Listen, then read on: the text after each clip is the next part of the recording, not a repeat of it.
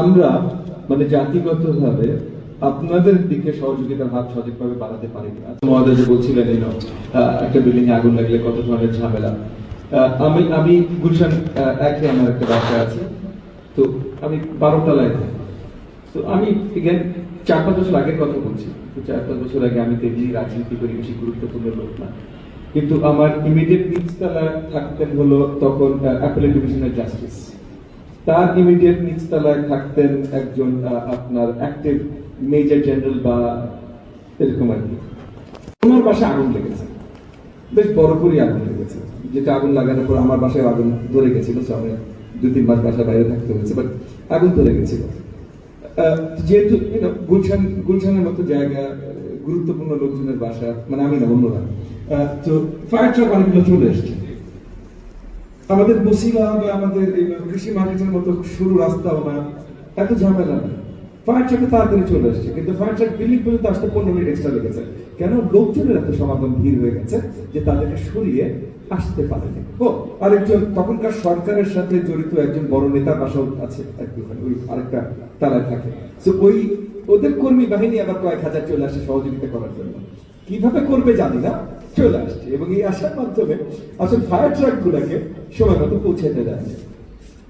এবং আসার পর আমার ভাগ্য ভালো, আমি যে বিল্ডিংটাতে থাকি সেই বিল্ডিংটাতে প্রত্যেকটা তালায় ফায়ার হোজের সিস্টেম আলাদা করে লাগানো আছে, আলাদা করে পানির লাইন, এবং মানে আগুন লাগলে ওই বিল্ডিং এর যে ফায়ার হোজ গুলো আছে সেগুলোতে পাম্প দিয়ে, মানে বিল্ডিং এর পাম্পিং উঠবে, এগুলো সব ব্যবস্থা করা আছে। কিন্তু তখন যে বুঝলাম যে এই ব্যবস্থাগুলো তো বেশিরভাগ বিল্ডিং এ নেই।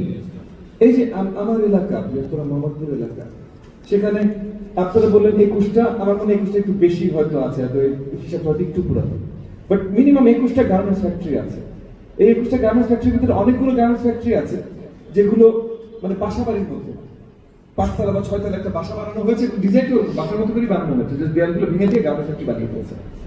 তো ওখানে 500 বা 1000 বা 1500 কর্মী কাজ করছে। এখানে কিছু একটা দুর্ঘটনা ঘটলে কিভাবে ডিল করবেন? আর ওখানে একটা দুর্ঘটনা ঘটলে আপনারা পৌঁছাবেন কিভাবে?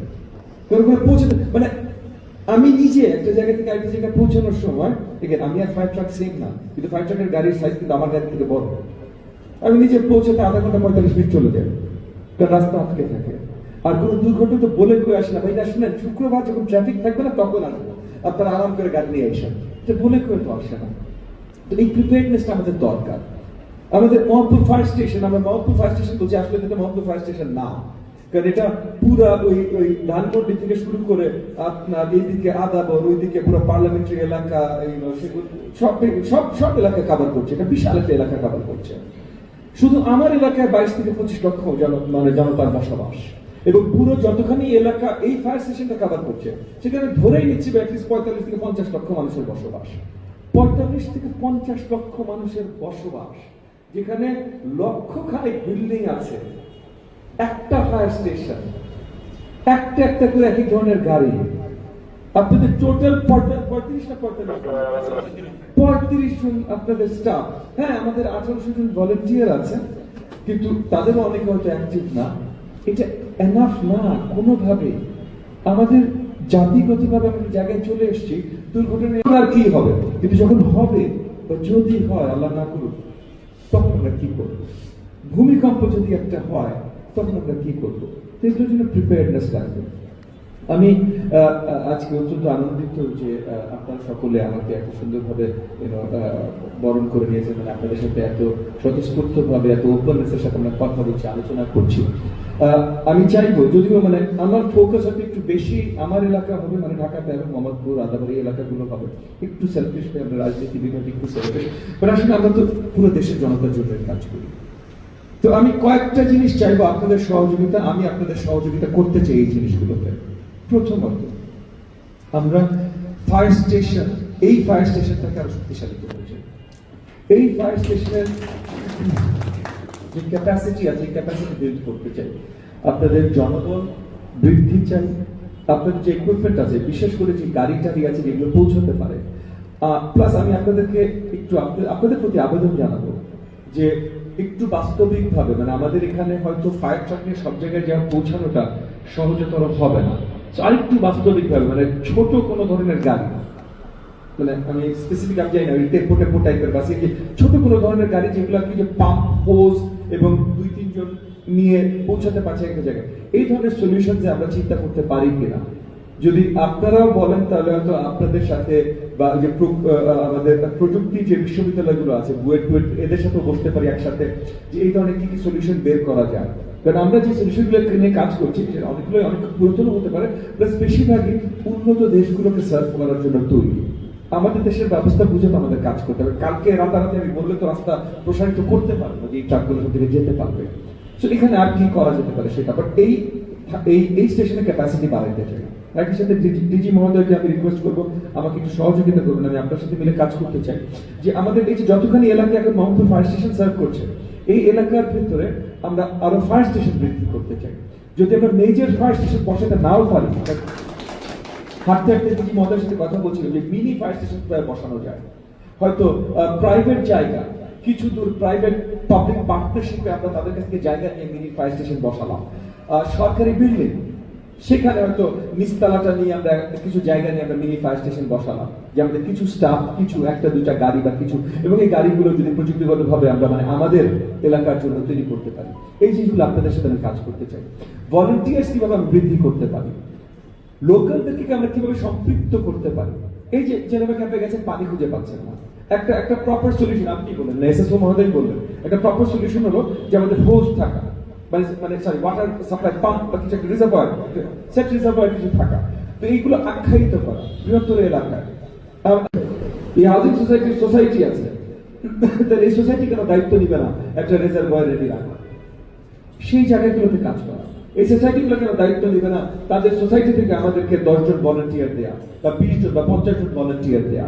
এই সোসাইটি কেন দায়িত্ব নিবে না তাদের সোসাইটিকে সার্ভ করার জন্য মিনি ফায়ার স্টেশন যদি নাও হয়, মিনি ফায়ার স্টেশন থেকে আরেকটু ছোট আকারে আর কি করা যেতে পারে সেগুলোর ব্যবস্থাপনা করা।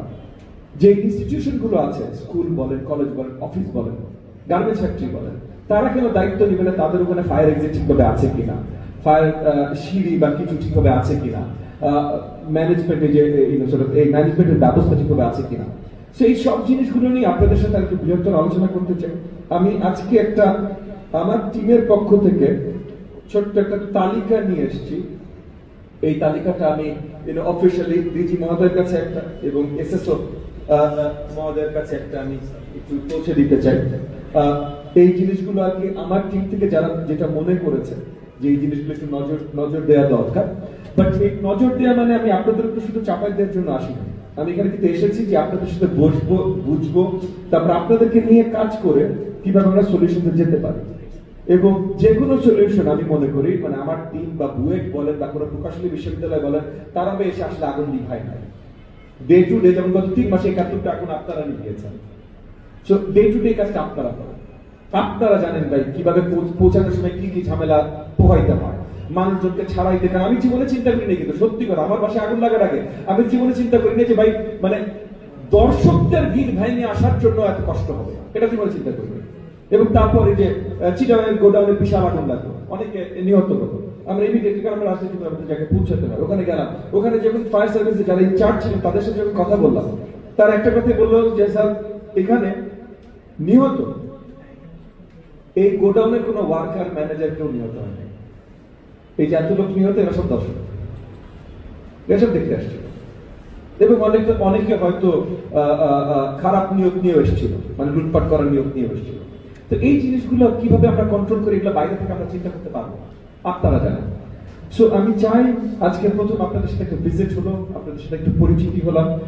এই পরিচিতি হতে যে আপনারা সহযোগিতা করেন তার জন্য আপনাদেরকে অসংখ্য ধন্যবাদ। আমি চাই আগামী দিনগুলোতে আমরা শক্তভাবে আমরা তৈরি হই সব ধরনের দুর্যোগ মোকাবেলা করবার জন্য। আমি একটু কথা বলতে চাই, আমরা এখন যেহেতু আনুষ্ঠানিকভাবে কথা বলছি, আনুষ্ঠানিকভাবে কথা বলার পর ছোট্ট করে একটু ডিজি মহোদয়ের প্রেজেন্সে এসএসও এবং যারা আছেন ওনাদের সাথে সিনিয়র অফিসারদের সাথে একটু কথা বলতে চাই।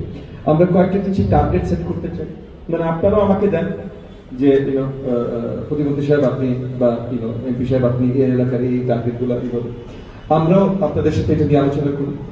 বাট বেশ কিছু টার্গেট আমরা সেট করতে চাই যে এত মাসের ভিতরে আমরা এই জিনিসগুলো করতে চাই।